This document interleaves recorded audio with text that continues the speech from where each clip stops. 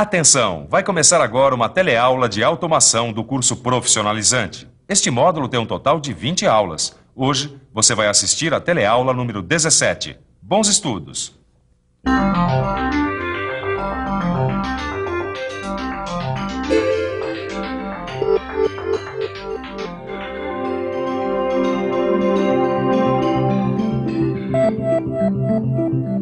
Na nossa teleaula de hoje, você vai fazer uma viagem pelo mundo da ficção científica. Você vai conhecer os robôs. Os robôs. Só que eles estão um pouco exaltados, porque os robôs de verdade não tem nada a ver com os robôs de ficção científica. Como você pode ver, eles são feios, surdos, mudos e burros.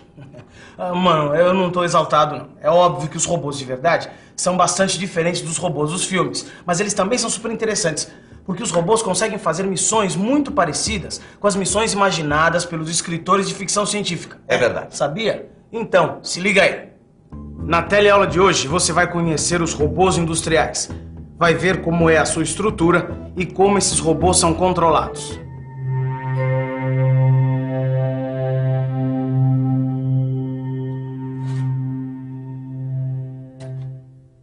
Sempre que a gente imagina um robô, logo pensa nos robôs dos filmes. Máquinas parecidas com os homens, com uma inteligência excepcional. Mas apesar da tecnologia ainda não ser capaz de fazer robôs como os dos filmes, os robôs de verdade são máquinas bastante úteis e versáteis. Dá até para dizer que são máquinas com 1001 utilidades. Afinal, hoje em dia, os robôs são usados para realizar desde atividades perigosas até missões em lugares totalmente inacessíveis às pessoas. Dá só uma olhadinha no nosso arquivo. Até um tempo atrás, muitos tesouros de navios estavam perdidos no tempo e no espaço, já que muitas vezes eles estavam em áreas perigosas e muito profundas, inatingíveis aos mergulhadores. Hoje quem sai em busca desses tesouros são os robôs. E são os robôs também que colocam satélites em órbita nas missões espaciais, que fazem análises de gases em crateras de vulcões, que mexem nos produtos radioativos das usinas nucleares. E claro, os robôs também estão nas atividades industriais, que são os robôs que você vai conhecer na nossa teleaula de hoje. Observando essas imagens, a gente pode perceber que existem diferentes tipos de robôs com diferentes estruturas e ainda diferentes aplicações. Agora, o que eles têm em comum é que todos eles são uma espécie de máquina CNC. O que eu quero dizer é que os robôs têm o mesmo princípio de controle das máquinas ferramentas CNC, só que com uma estrutura mecânica completamente diferente. Bom, tem gente que define o robô como sendo um manipulador mecânico reprogramável. Por outro lado, tem outras pessoas que dizem que o robô é um mecanismo automático universal. Bom, o que todo mundo concorda é que os robôs são máquinas controladas numericamente, feitas para executar uma grande variedade de operações.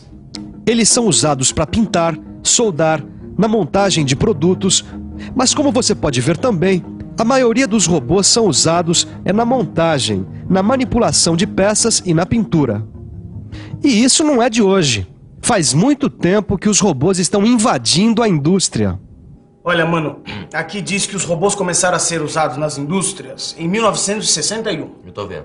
E também, olha, o primeiro robô utilizado foi na indústria automobilística. E diz que os robôs enxergam.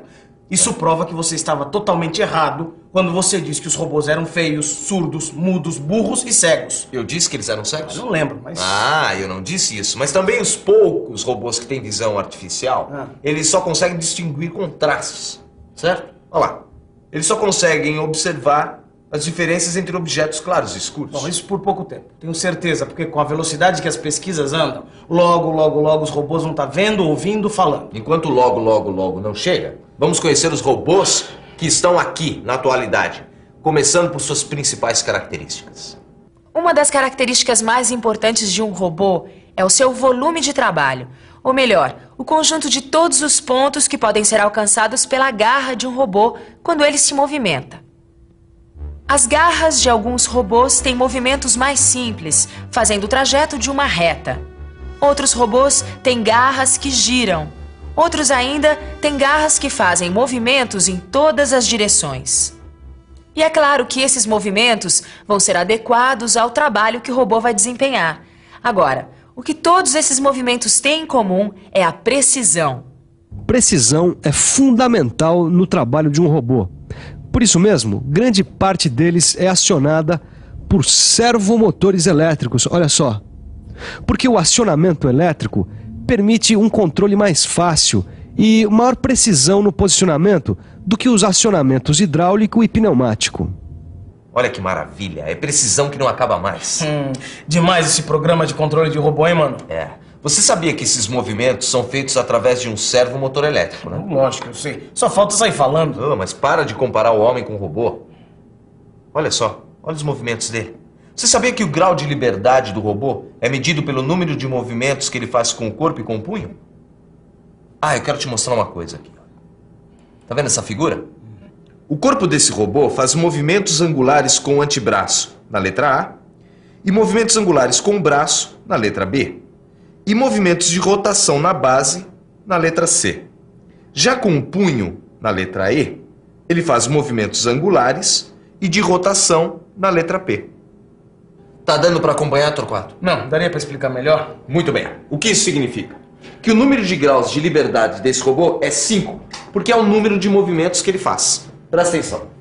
Quando o corpo se movimenta, ele define a posição do centro da garra. E são os movimentos de punho que orientam a garra. É demais, né? Ele se mexe todo.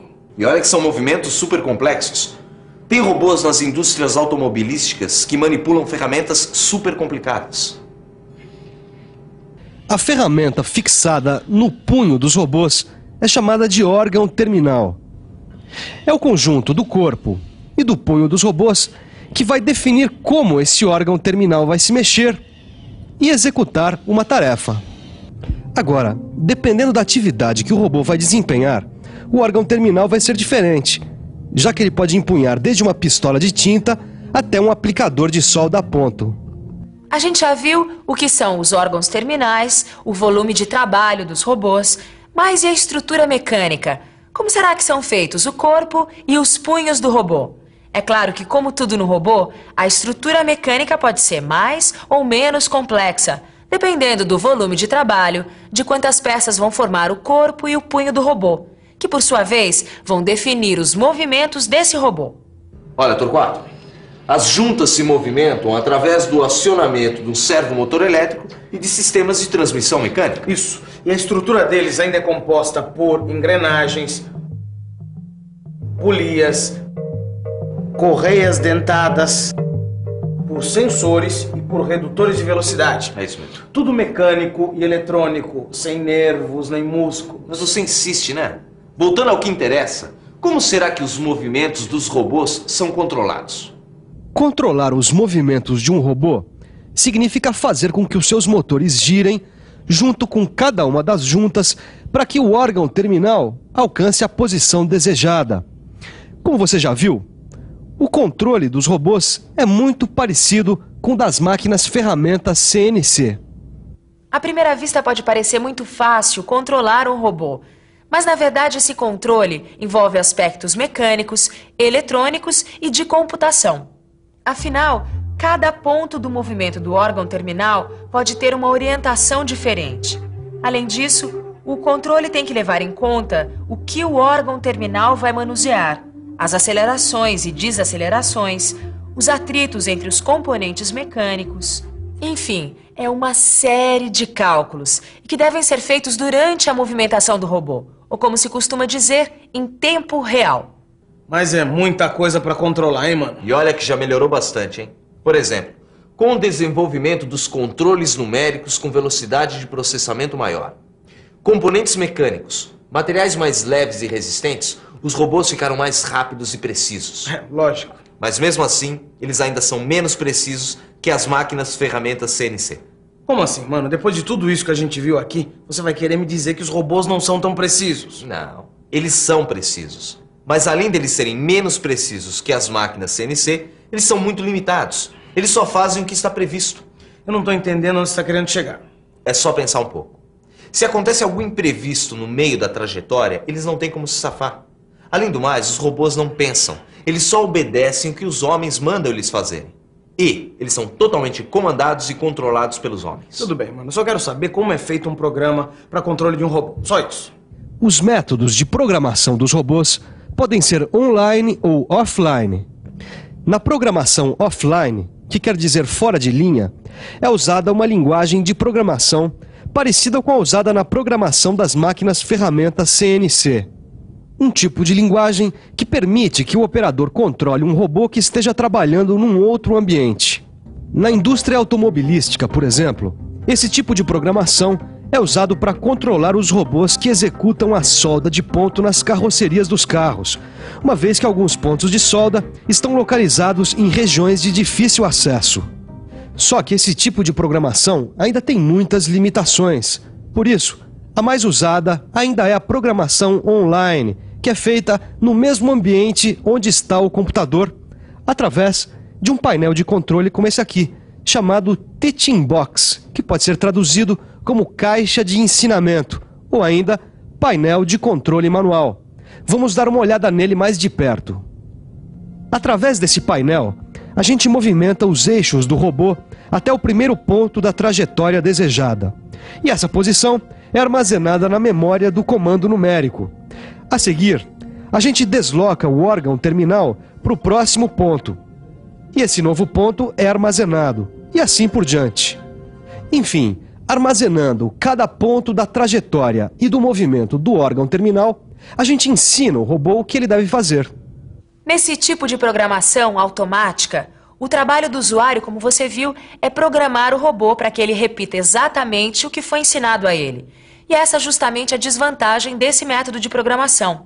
Afinal, a cada nova tarefa, é necessário interromper a produção para ensinar ao robô essa nova tarefa. Tarefa. Mano, dá pra você falar qual é a função do robô nas indústrias? Torquato, a função é carregar materiais. Eles carregam e descarregam máquinas e distribuem materiais nas bandejas ou estrados. Tem robôs sendo utilizados nas montagens de produtos. Aliás, tem robôs sendo utilizados em muitas coisas. Porque como o robô é uma máquina universal, as pessoas sempre encontram novas aplicações para eles. Tudo bem, mano. Já que você insiste, o robô não é uma réplica do homem como nos filmes. Mas por tudo que a gente viu aqui, dá pra perceber que o robô substitui o homem como uma máquina-ferramenta. É isso? É isso mesmo, e isso em grande escala. Tem algumas indústrias automobilísticas com estações de soldagem totalmente automatizadas, com robôs que trabalham ao mesmo tempo com vários modelos de carros diferentes. A indústria automobilística é uma das principais usuárias de robôs. Nas estações de soldagem de carrocerias de algumas dessas fábricas, praticamente todo o processo é feito por robôs. Através de um sistema de identificação, a carroceria, ao passar pela estação, é identificada. E a partir dessa informação, é acionado o programa específico para o modelo que foi identificado, o que permite que uma mesma linha trabalhe com diferentes modelos de automóveis de um modo flexível. Flexível. Já ouvi essa palavra mais de 1000 vezes nesse telecurso de automação. É claro, e se não fosse essa tal de flexibilidade, certamente você não poderia estar fazendo essa pesquisa de robôs no seu computador. Tá bom, mano, tá bom. E você, para aprender direitinho, é bom fazer uma revisão sobre a flexibilidade dos robôs. E atenção, se liga aí que é hora da revisão. Na teleaula de hoje, você viu que os robôs são máquinas CNC. Viu que os robôs desenvolvem, principalmente, atividades de soldagem, manipulação de peças e pintura. E viu que o número de graus de liberdade de um robô corresponde à sua capacidade de movimento. Viu só como os robôs são super interessantes? Para você saber mais sobre eles, é só consultar no seu livro. É isso aí. Tchau, até a próxima.